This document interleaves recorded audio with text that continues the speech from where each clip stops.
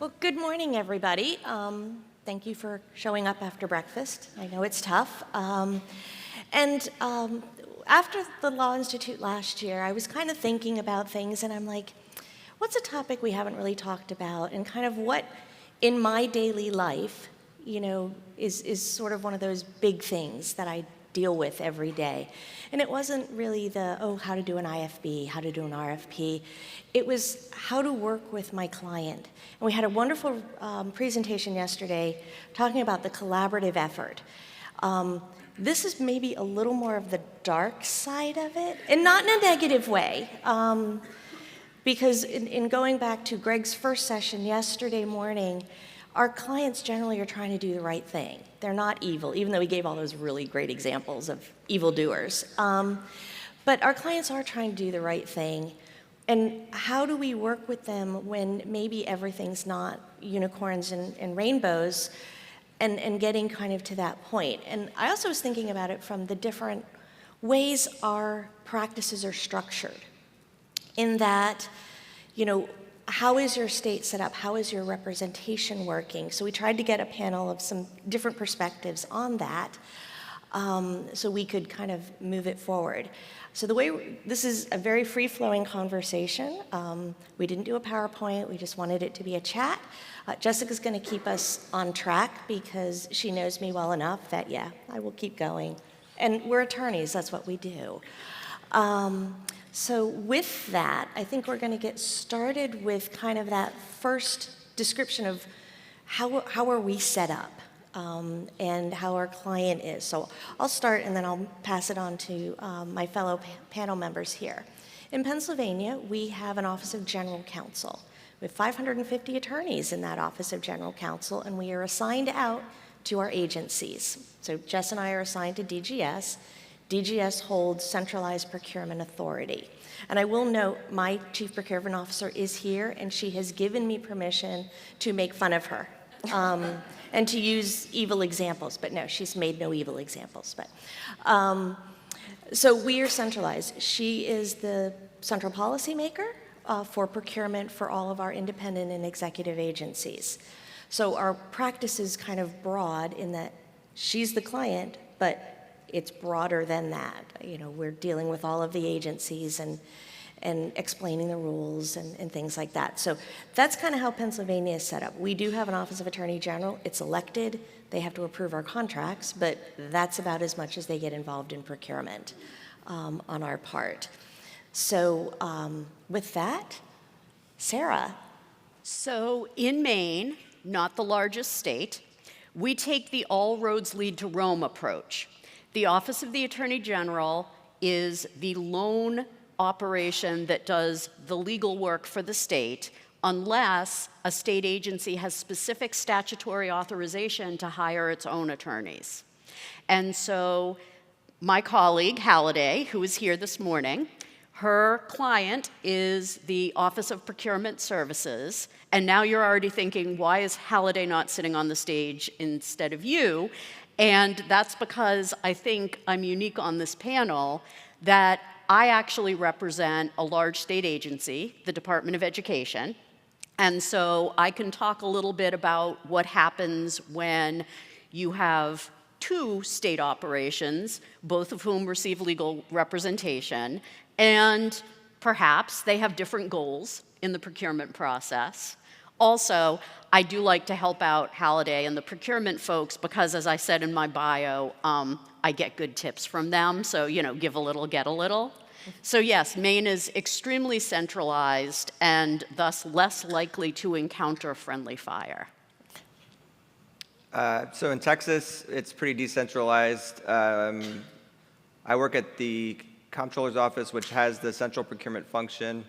And most of the contracts that we're doing are goods and services contracts that are used in common by many agencies, such as like office supplies or fleet vehicles, or very large contracts that agencies need help with and they ask for help with. Other than that, we're pretty much delegating things out to the agencies. And so I got into state procurement working at the state's environmental agency and doing procurements and contracts there before moving to the Comptroller's office. In addition to those contracts, we also advise them on policy. So we're not actually doing most of the procurements, but we do, write the rules, put out, what was the term one of the professors used yesterday, sub-regulatory guidance, our procurement manuals and stuff like that. And so that's the way that we're set up. And Erin, what advice do you have regarding managing client expectations, especially when they might be unreasonable? Our clients are never unreasonable. That could never happen. One of the really unique things about being a government lawyer is your client is by its nature small p political, not big P political, just they're elected, they're appointed, they kind of come and go to, as terms go through. So it makes it a little challenging. You finally get one trained and then they're replaced. It's tough. And as new administrations come in, when you've been around as long as I have, you've seen a lot of them. You've seen them come and go. You have to retrain them. You have to take the ideas that they're having and fit them into the framework of, well, we do have some rules. We do have some statutes. They're just laws, whatever. But how do we get them to understand that we're not the private sector? Some things we're doing so much better than we used to, more akin to what the private sector does, but we're still not and probably won't ever really be exactly like the private sector. And if they're coming in from private sector, they're going to be like, well, why can't we get this done, like this? Why can't we do that? Well, because we have to follow these steps. We have to follow this process. But why? Why is it going to take that long? Well, then I need an emergency. And, ask Kelly. She will tell you how many EP requests we get. And she's dealing with that same problem. My unrealistic expectations really are not coming from my CPO. They're coming from, are they coming from the governor's office? Are they coming from a different agency where their procurement need is, I need it now. How are we going to get there? And trying to help them understand, here's the process, and here's how we have to do it, but let's see where we can cut time. Let's see where, if you play the game right and we play the game right, we can make this happen faster.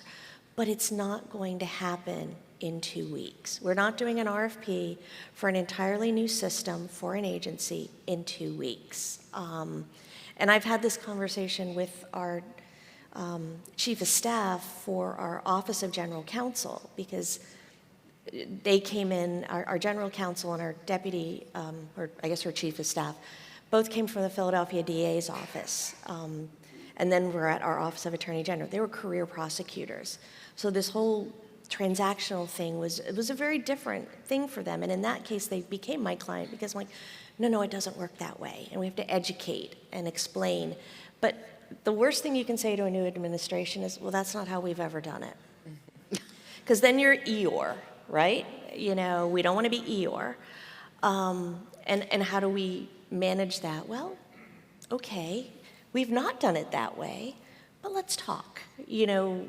Doesn't mean we have to change. So I like to do it through education. I want to do it through talking. If we have when Kelly came on board, we spent several hours together just talking things through, understanding roles, what I wanted to bring to the table for her, what I was hoping for from her, so that we were on the same page. Very akin to what they were talking about yesterday. That is so important. But I also have to do that with my other clients, in that I'm dealing with the agencies. I'm dealing with the agency counsel. I'm dealing with all of that and managing everybody's expectations on it. So I spend a lot of time doing that. And, I think you have more patience the longer you do it. I probably was not that patient when I first started, but maybe I'm just old, and that's okay. So Sarah. No, I know that I have more patience now than when I started. I'm not sure anyone in this room would want to be in the room with Sarah when she started. But speaking from sort of an agency perspective, I like to explain what my role is when I'm working on procurement with my client as my job is to get you what you want. So let's start with that as the bottom line. And so I start the conversation by asking in the broadest terms possible, not leading questions because I realize that's a lawyer disease. So tell me, what is it that you're looking for? Now, I get it. When the first response is, I want a contract with ABC Corporation tomorrow, that's not a good starter, right? That is closing doors, not opening doors, and whatever other horribly overused example I can think of. But what's really interesting, and I mean this sincerely, is that when I talk with my client, it becomes clearer and clearer that in fact, ABC Corporation tomorrow is not what they want. They haven't even imagined things that are available because they're looking at the world through ABC Corporation, particularly if they're the incumbent vendor or they've worked with them before. And so by having as open a conversation as possible at the start, it turns out they actually tell you what they're looking for, and it's not necessarily what they came in with their we have a very simple ask, we just want ABC Corporation tomorrow. So that, to me, was really one of the turning points. And I don't know what it says about legal education, that I had to actually think through that it was a turning point to ask my client what they wanted, as opposed to immediately go into defensive mode and be like, I hate to tell you this, but tomorrow isn't going to happen, and next week's looking sketchy. So that was sort of my aha from the agency perspective. Does that make sense? Yeah. So the thing that I've observed over the years is that it helps to have them understand what your role is and how you see your role. I mean, there's an inherent tension between the legal function and the procurement function. As much as we're on the same team working together, if I was just rubber stamping everything, then I wouldn't be doing my job. And they need to understand that, that I'm looking for risks, I'm making sure that they understand the risks and that the risks are heard at the appropriate level of the agency. And so, but at the same time, I know quite a bit about procurement, and I can help them row the boat on that side as well. I mean, I've been around now this agency for almost 10 years. I've seen most of the things that we procure be procured at least once before, and I have seniority over a lot of the procurement staff. And so I can help them know where the pitfalls are and things like that. And so, and they can help me. If they can learn to understand where I'm coming from on compliance, on legal risks, on reputational risks to the agency, audit risks, legislative considerations. I'm really looking at the big picture, but I'm not the only one who can do that. They can help too if they want to spend some time to talk to me and learn about how I'm viewing things. And so even though I'm ultimately the one that's responsible for that, and they're ultimately the one that's responsible for procurement, delivering the product, delivering the service, we can help each other quite a bit. And it's going to work well. It's going to work best if we can each understand each other and help each other to where we're going. And Sarah made a really interesting point in that one of the things as lawyers we don't necessarily do well is ask, what is it that you really want? And I had a really good example of that probably about a year or so ago, where word came down from the governor's office. They wanted to increase the small no-bid threshold. No, excuse me, that was not how it came across. It was they wanted to increase the purchasing card threshold to $25,000 for purchases made from small, diverse businesses, or small businesses, since that made it race and gender neutral. And we had done these meetings where we had, just on the legal side, probably about 200 years combined of Commonwealth legal experience on these calls. trying to figure out, well, this is not that simple. If we move this, we move that. It just was so we're like, this is this, and nobody really wanted to do it. We also had our clients. We had the Office of Budget. We had, folks from DGS on the procurement side. And we had several meetings, and I can't imagine how much money was spent, just wasted time in these meetings. And finally, I think it was the chief counsel for the Office of Budget said, do we really know what the goal is? And we all went, well no, we didn't ask. We were just told this is what we want. We want to increase, the P card. Oh, well, let's ask. So we asked. And we said, well, what is it you're trying to do here? And what they were trying to do was to increase our small no bid threshold. Because if I don't say it every day when I'm in the office, I haven't earned my paycheck. The purchasing card is not the same as the small bid procurement level, okay? You probably also say that in your practice. What they really wanted was to have a small no bid threshold for our small businesses to put more money into those businesses, make it simpler. Oh, okay. Well, we can fix that. We can write a policy. We can set this up. But we didn't ask that at the beginning. And so that was a real good lesson learned for me. And this was after I've been with the Commonwealth for 31 years. I've been doing procurement for 25 of them, almost 26. That's the first time it hit me that I need to ask that question. I mean, that's kind of sad when I think about it, but ask that question when that client comes to you with something you think is, even if it's what you think is a good idea, but even if it's one of those that you're like, ask where they really want to go, because it might save us a lot of time, and build that credibility with the client so that they want to come to us. So I'll shut up now and turn over to Jess. It certainly ensures mutual understanding and all that. But yeah, so when it comes to policy and law, how do you negotiate that line between policy and law and your role in providing guidance to the client? Sure. What's law is law. I mean, my client is pretty savvy. I mean, the chief procurement officer that we have has worked in procurement in the state for 20 years. They've worked with a lot of different attorneys over the years, and they can often cite statutes quicker than I can find them, or don't we have a rule about that? I'm pretty sure we do. And,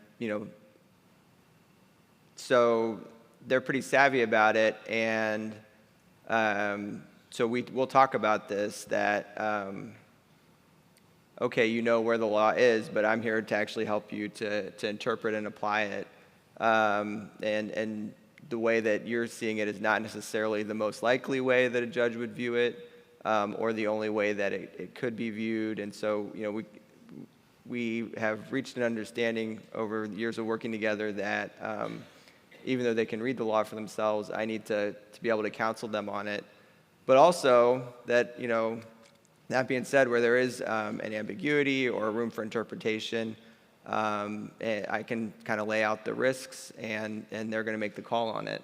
And so that wasn't the way it was the first day that we started working together, but it's kind of going back to the presentation yesterday. It's a good place to try to get to. I'll just give an example.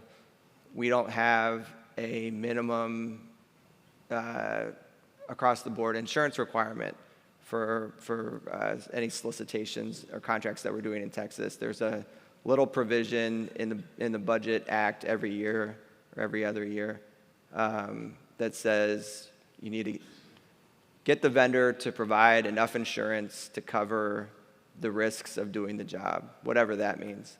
And so that's the hook where I'm saying, well, we need to have some insurance then, right? We can't just, a vendor comes in and says they don't want to have any insurance. Well, that's not going to fly.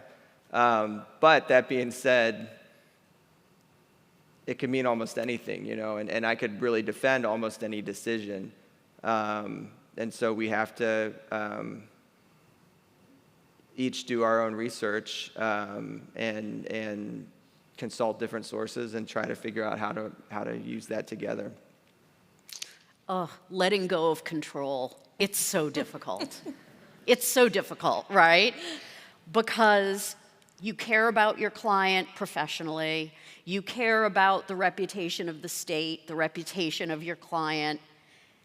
And, oh, this is a bad idea. Trying to figure out, once you've laid out all the risks, you've had the conversations, and they're going to do it anyway, let it go. That is so easy to say and so hard to live.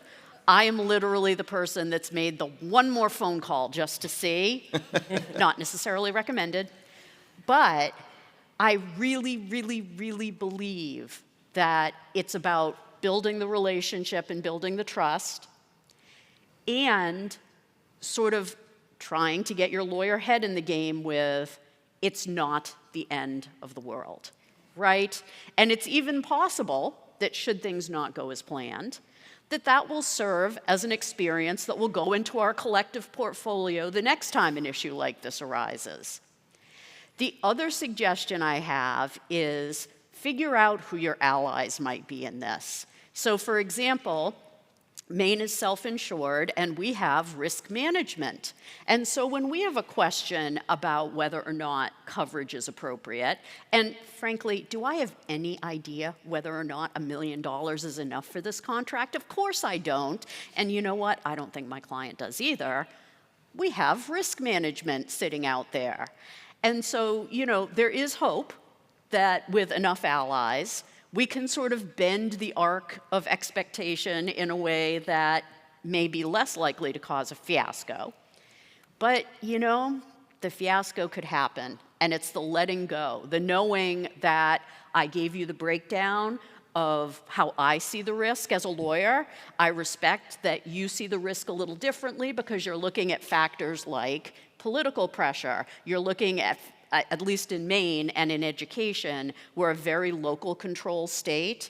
And so, they have a lot of negotiating about what limited role the state is going to have in some of these things. We can't just have one data system for everybody. There have to be 27. Well, okay, exaggerating, but you get the idea.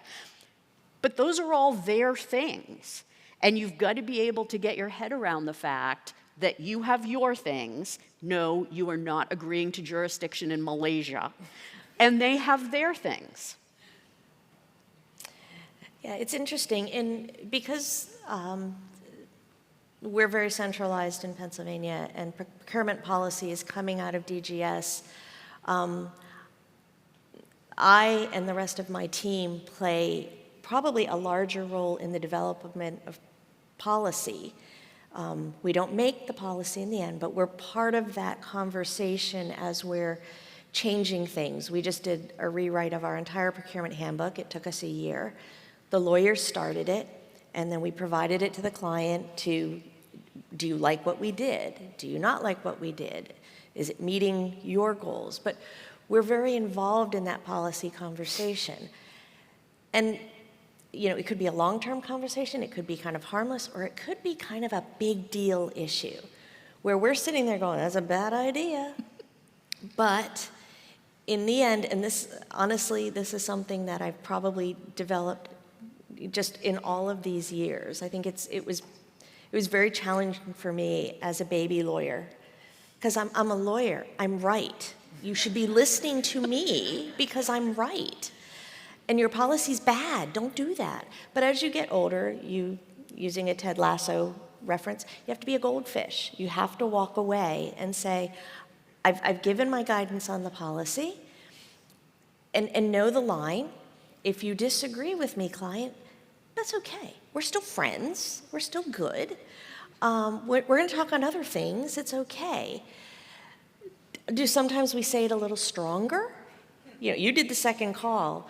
I've had 2 occasions in my career where I've actually written my disagreement. One was a little bit more of a legal issue mixed with a policy issue. And the other one was a flat out, you're doing this, and it was not to you, Kelly, this was somebody else. It was, you're doing this wrong, and you were doing this against legal guidance. I've only put that in writing once in all of these years. Because we've developed that relationship we were talking about yesterday. You don't have to agree with me. All I ask is that you listen. and understand where I'm coming from, understand the risks, understand the big picture. You're looking here, I'm looking here, because it's not just one agency, it can impact all the agencies. So let's think about that. And the other one was, it was somebody wanted a waiver, and Kelly was trying to be nice to the agency, and I was like, no, you can't be nice to the agency. But again, it didn't change anything because we're all in this together. Our clients want to do good. As Greg said yesterday, they're not out to do evil and bad things.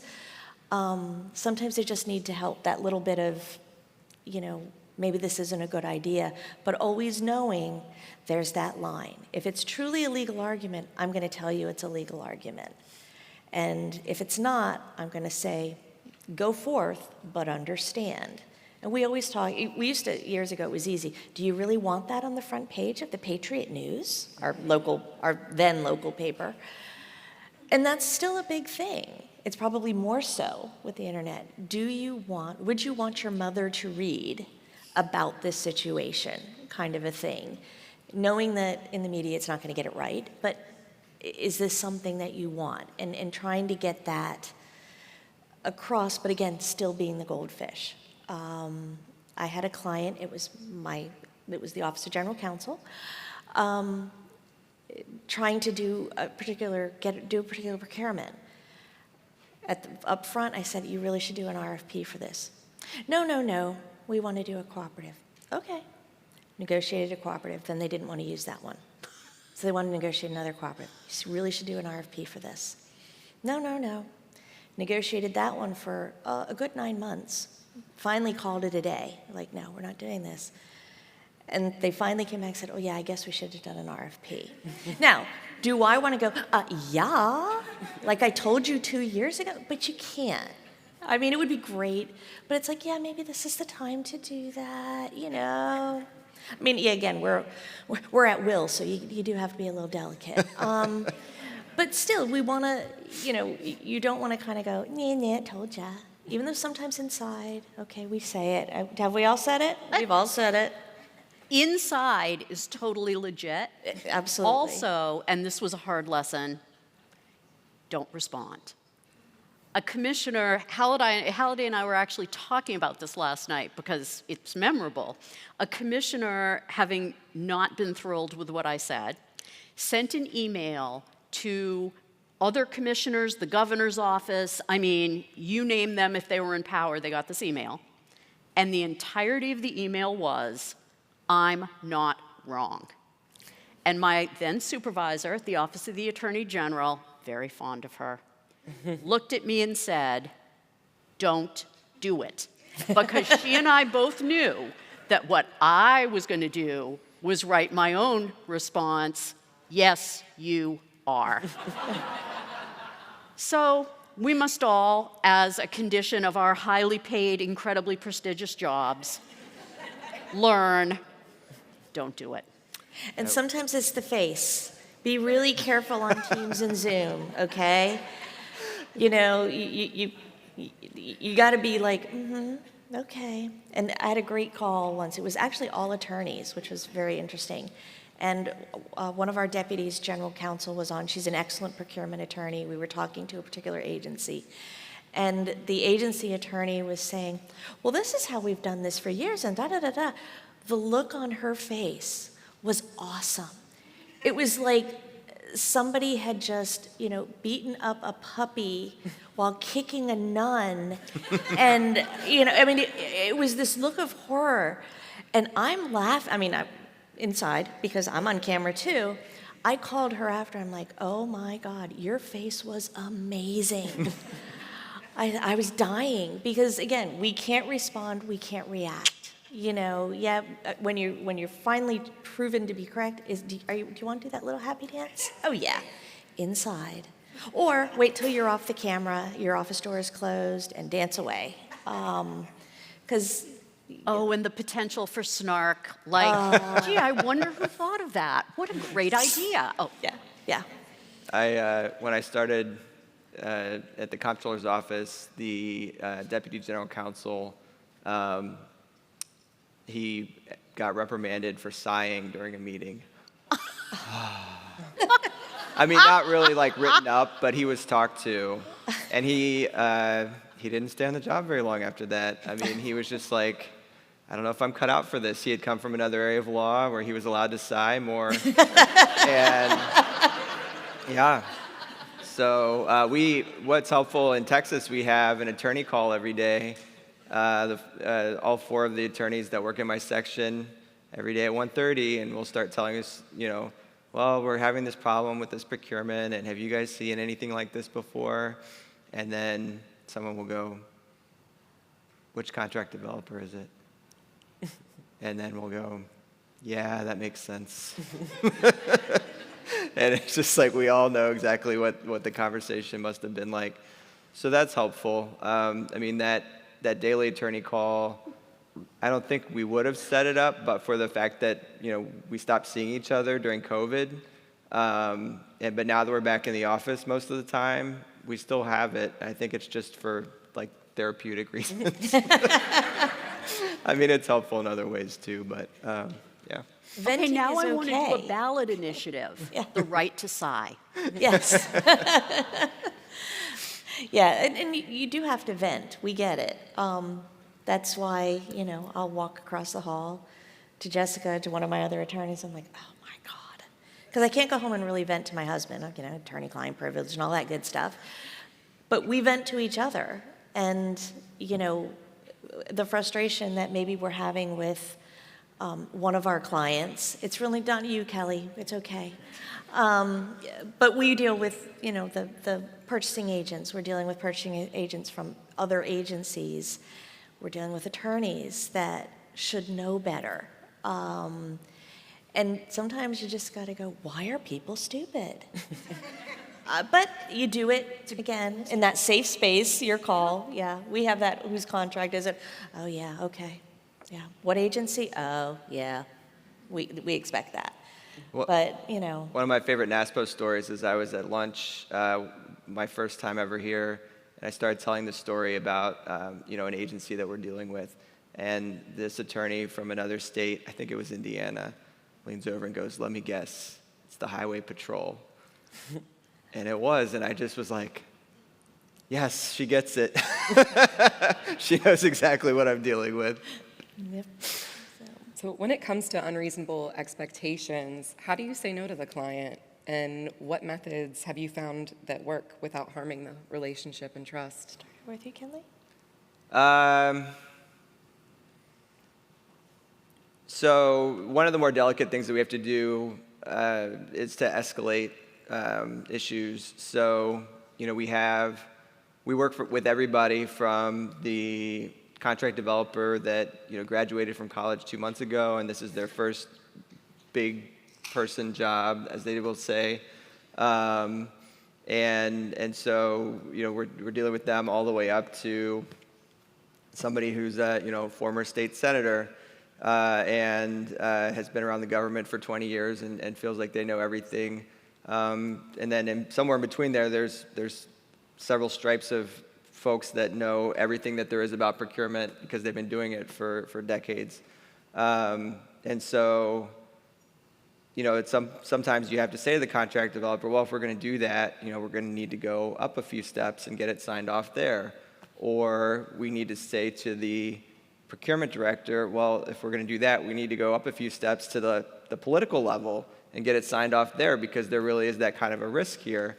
Not that I'm saying, you can't do it or I'm trying to, stand in the way of it, but I'm not the one that can sign off on it and it needs to be approved somewhere else. And that's understood to be in our judgment to make, but it is a very delicate conversation to have that particularly with the less experienced people, they take it personally. And you have to say, no, this is normal.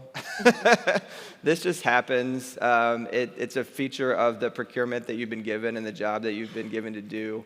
And it's not you or your product. And we're just going to take it up. And what'll probably happen is that they'll approve it, but they may not, and we may have to strategize, and that'll be okay too.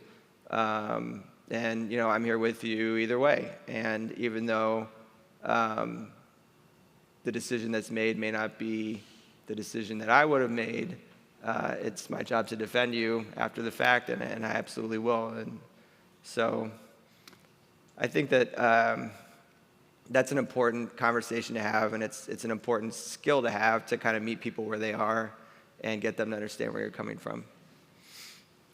I think representing an education client, one of the most important parts of the education of Sarah was that if you could picture the two ends of the spectrum, you have lawyers who negotiate contracts on one end and educators on the other.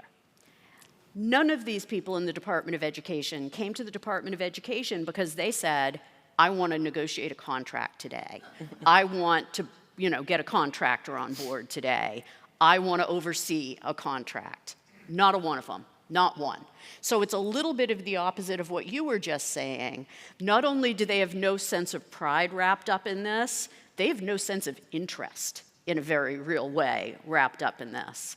And so part of my job is the difficulty of explaining that having chosen to join state government and the Department of Education, dealing with contracts and contractors is actually part of their job, albeit not their favorite part, and that's okay.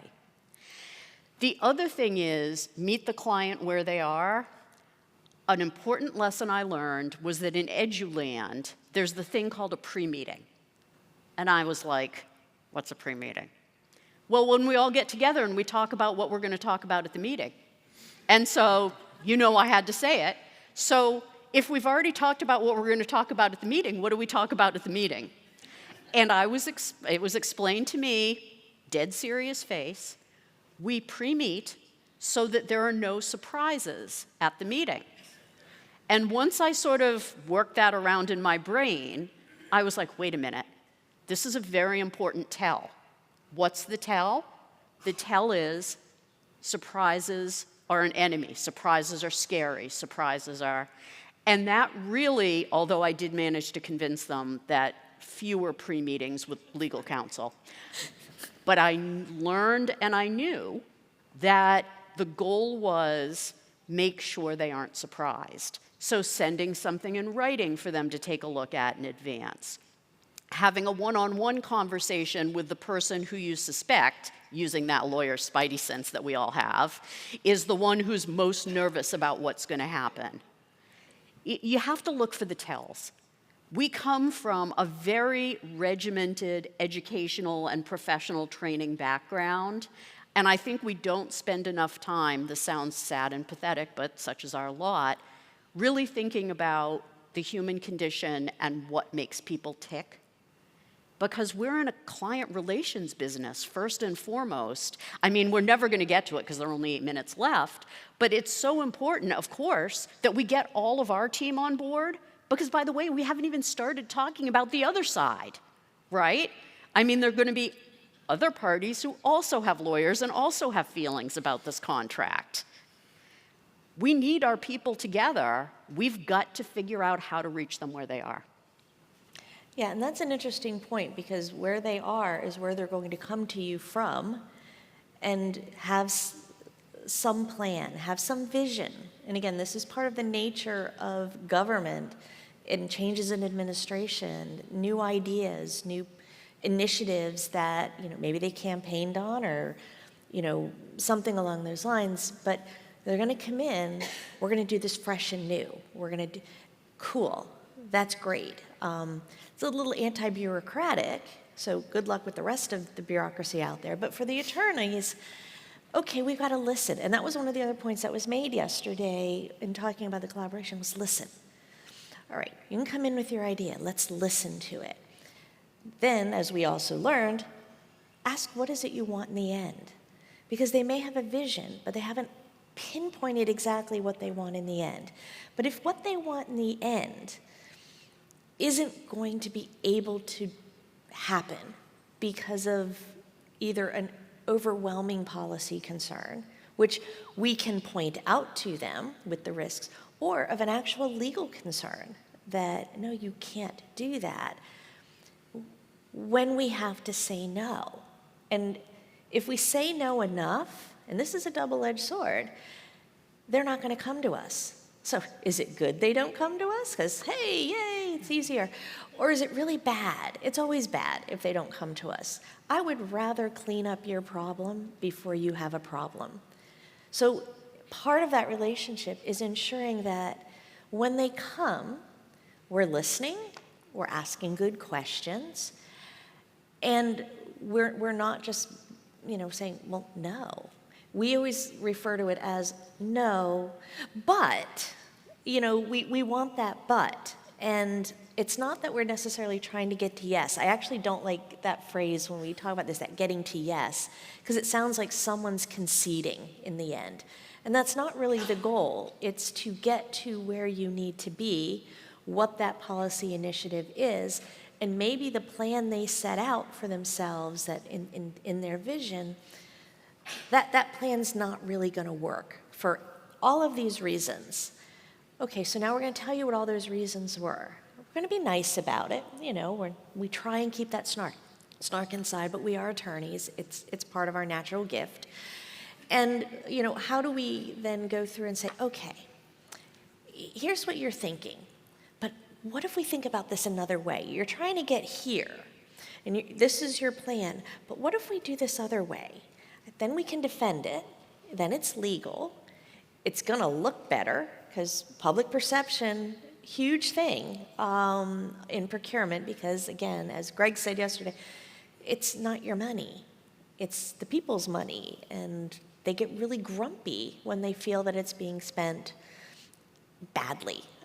So when we have to say that no, it's gotta have the but, so that they do keep coming back, so that we're working together. Because one thing we are as attorneys, we are problem solvers.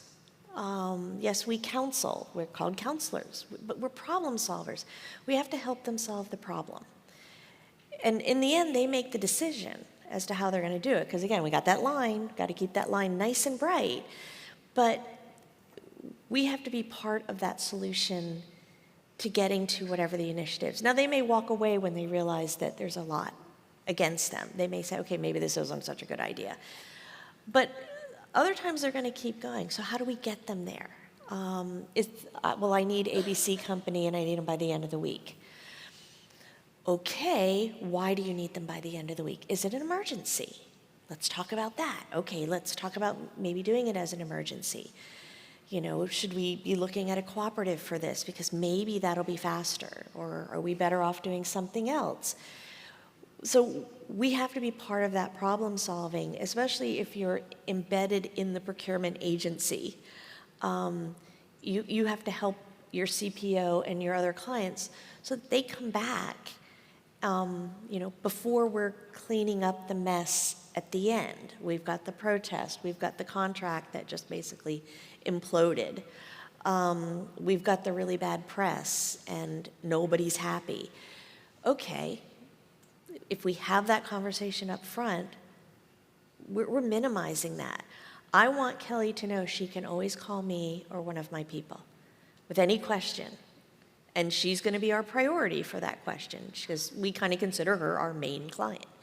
But we also treat all our other clients. If I'm getting a call from an agency counsel who has a procurement issue because something's been delegated, they have to be my priority and say, okay, what are you doing? What are you trying to do? I don't really think you want to do it that way. What about this way? So think about that problem solving because I think it gives you value, again, to your client. And they do keep coming back to you. No becomes, I don't want to deal with lawyers because all they do is say no.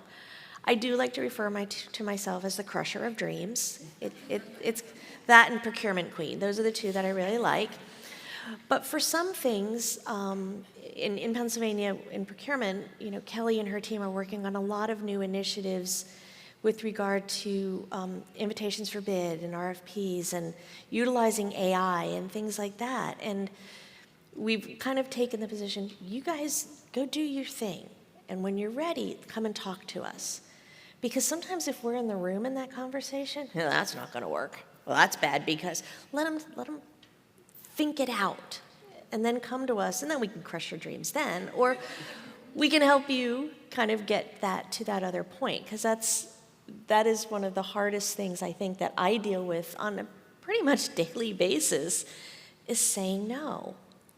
But saying that no but. And getting, my team, and they're very good at the no but. But when I don't get that, I actually have a secret weapon. I have OGC Maine behind me. So I have 3 very good procurement attorneys that are there that I can call and say, am I crazy? Or are they crazy? Generally, they're the ones that are crazy, just so we're clear. And here's where we are. Do you have thoughts? And that's, we talk amongst ourselves. I'm all about the collaboration within our team. But also we have OGC. And I think Amanda yesterday said, well, we could just stop signing contracts, but that's a terrible idea, of course. So we'll all agree. But I also know if they're going to go forward with something, OGC is not going to sign that contract, because I have to sign it, OGC signs it, and then our Office of Attorney General signs it. So at any point in time, one of those 3 attorneys is going to go, nope, we're not doing that. So we do use OGC Maine as a bit of a threat, I'll be honest. They're not going to approve it. But we do have that backup, and we have that ability to come back and say, well, we talked to them about it, and here's kind of the other concerns that we have. So we can get beyond that no. Is there sometimes a truly hard no? Yeah, there's going to be that rare occasion, but it's generally a no but. And we really like the no but. I think at this point, based on our time, Yeah, I think it's time for questions. questions, not just questions if you have them, but also practice tips. Share what you've done in your practice when you have to say no, when you've had that tough overlap with the policy versus the legal side, anything like that. So do we have questions? We have a couple questions on the app. I will also take live human questions. Anybody? Oh, we got one over here. I am the aforementioned CPO of Pennsylvania. I did want to say something that Erin did that was very, very helpful. She explained risk. And so she didn't just explain, well, if we get protested, it's going to delay you. She also explained that if we got bad case law, it potentially impacted how we do our work. And that, to me, as the client, was very helpful. So thanks, Erin. Sure. Any other questions from the audience? All right, I'll read one from the app. Do you train and advise staff on state ethics laws, specifically conflicts of interest? What if a contract lead asks for advice for a personal ethics issue related to family connections at a prospective bidder? Yeah. I can take that one. So we have an ethics officer at the agency who it's their responsibility, and we would refer everything to them. We have had it come up before where we're very far into the solicitation process. We've already received responses. We're evaluating bids, and a connection comes to light that the individual was totally unaware of. Just blindsided by it, and just do we have someone else come in and basically start over from the beginning, or kind of say, well, this is really a minor thing, they weren't aware of it, it probably didn't affect anything, and it's just really nice to be able to hand that off to somebody who is purely focused on the ethics of it. They have no connection to procurement. So that's how it would work in Texas. Yeah, we'll get that every once in a while. I mean, it's not so much the conflict of interest or just the procedure, because we do some training on ethics. Some of it's done at an enterprise level through online trainings, but I think the Bureau of Procurement is also looking at how do we make sure that our purchasing folks are aware of some of the pitfalls that are out there. So yeah, we'll weigh in. We have in statute, if you've worked for a potential offeror in an RFP within the last 2 years, you cannot be on the committee. So we do, disclosure forms from our committee members, both voting and non-voting, to make sure that we're keeping it clean. So we'll get involved. We generally will bring our chief counsel involved, since a lot of the ethics stuff will go through him. But we try and resolve it kind of at that point. Luckily, it doesn't come up a lot, and that's awesome. That's a win, honestly. Any other questions from the audience? All right, our last one from the app. Curious to learn how many states have legal counsel for the state CPO as an assistant AG under the AG as a separate statutory position for the express purpose of advising the CPO on procurement matters. What are the comparative pros and cons? Now, I can tell you that about half of you are in the AG's office and the other half are embedded in some way, either in the agency or the department where procurement is, or in the procurement office itself. That is your makeup, generally speaking. But I think you guys can speak to the pros and cons of that situation. So we don't have a lot of interaction with the Attorney General's office. Basically, when we receive a complaint that's been filed in court, that's when we would call them. And that's happened 0 times in my career. And so, we interact with them on other things. They do procurements, and they'll call us and want our advice on it and stuff like that. It's not like we don't have a relationship, but there's no formal requirement for us to consult them or for them to approve anything that we're doing.